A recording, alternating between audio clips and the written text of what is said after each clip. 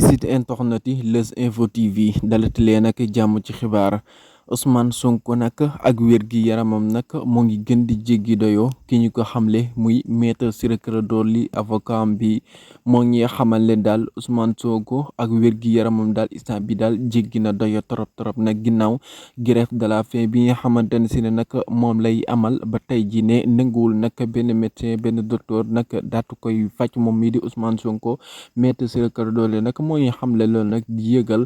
sénégalais yëpp ak international fépp koo xam si ne nag mën ngaa dox rek pour rek ñu mën a libérer Ousmane Sonko mu mën a bàyyi grève de la faim bi moom mii di maître Ciré Clédor Ly nag moo ngi wax fu nekk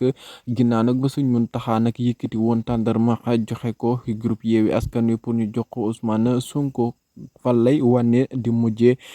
woy leen di abonné di like